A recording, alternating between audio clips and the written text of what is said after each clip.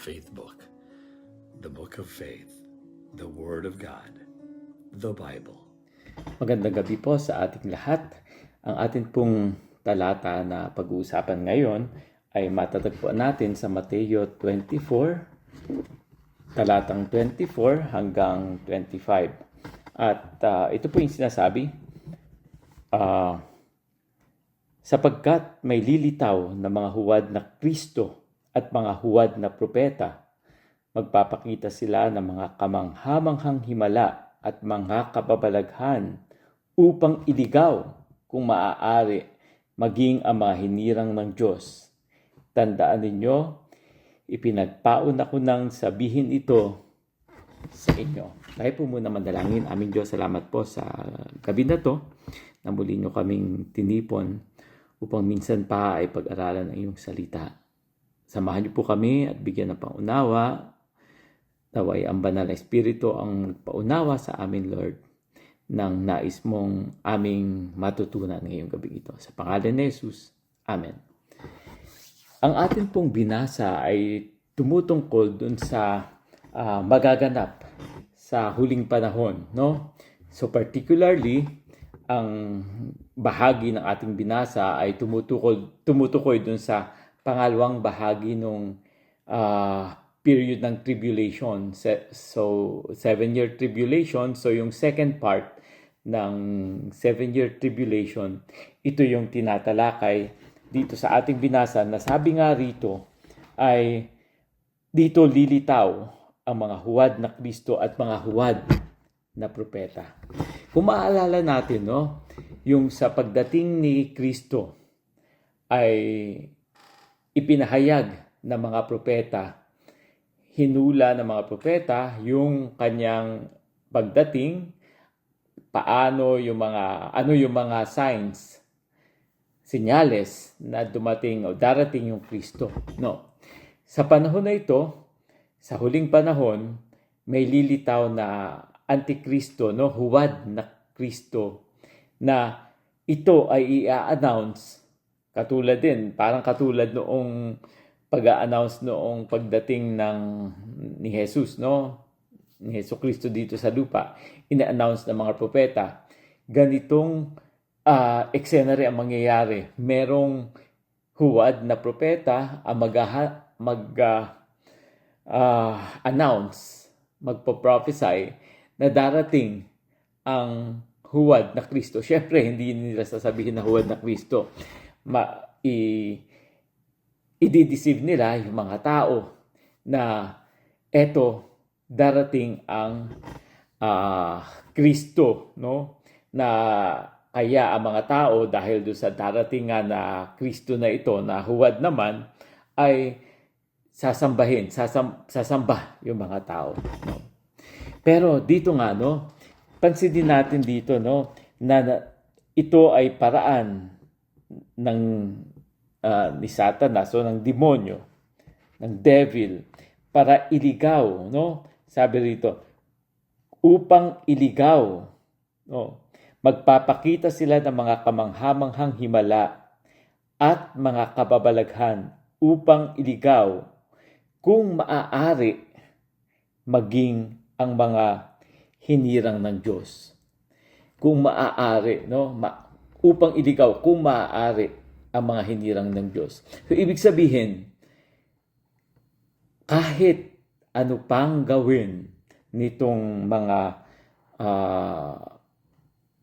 propeta, bulaang propeta at bulaang false na huwad na Kristo, no, ay hindi maililigaw yung mga tunay, no, yung mga hinirang ng Diyos. Isipin nyo, no, kahit alam nila na hindi maililigaw yung mga hinirang ng Diyos, gagawin at gagawin pa rin nila na kung maaari ay maging ang mga hinirang ng Diyos ay kanilang mailigaw. Pero sa 25 nga, tandaan ninyo, ipinagpaon ako nang sabihin ito sa inyo. Anong sinasabi nito? Alam natin na nabubuhay na tayo sa mga huling panahon andyan yung mga senyales na ating nakikita,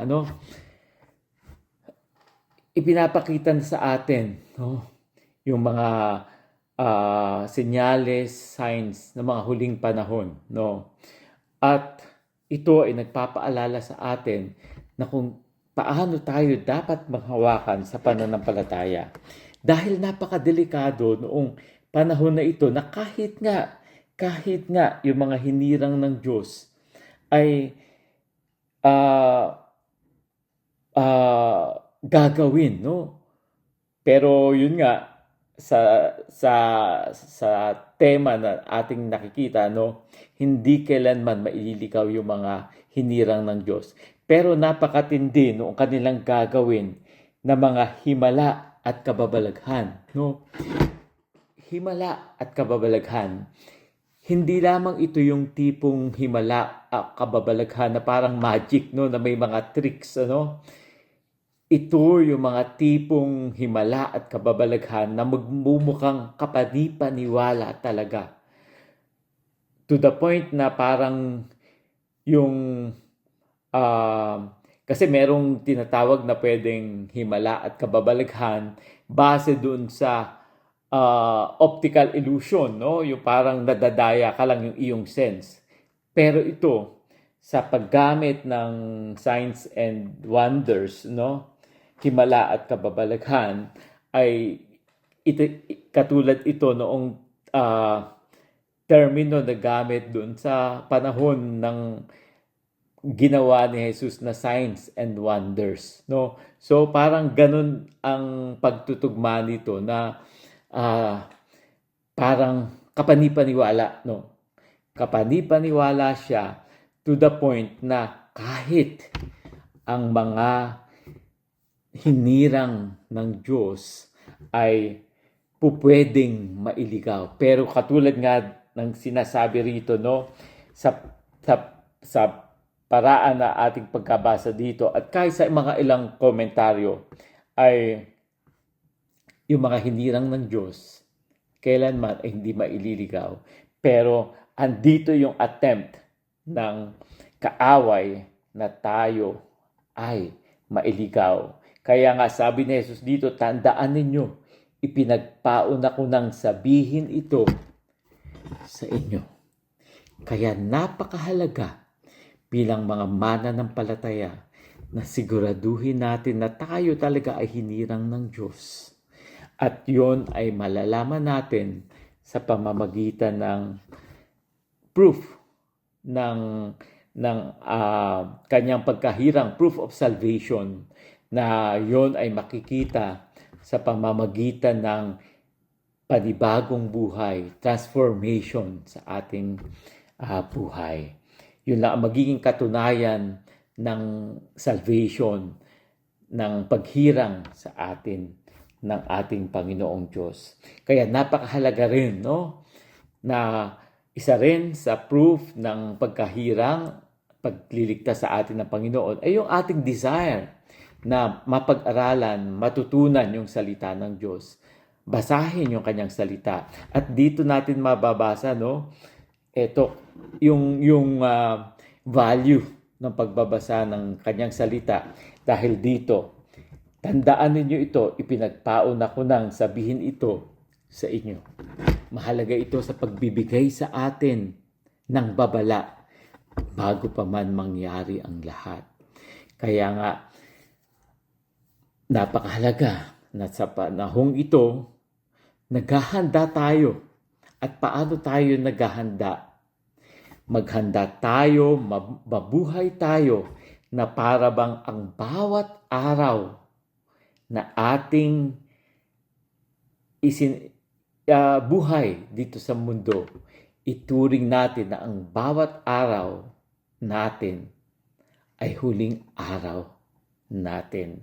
Sa gayon ay magiging handa tayo sa huling panahon, sa wakas ng panahon na tiyak na darating, dahil ito ang sinasabi ng banal na salita ng Diyos.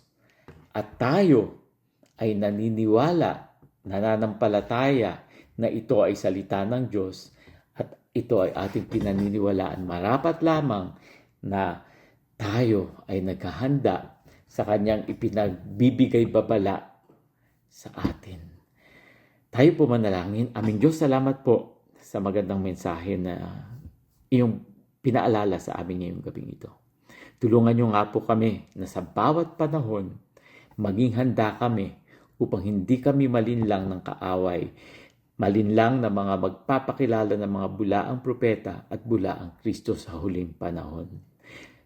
Tulungan niyo po kami at turuan na ituring na ang bawat araw na aming ipinamumuhay sa mundong ito ay ituring namin na aming huling araw, nang sa gayon ay maging handa kaming lagi sa iyong pagbabalik.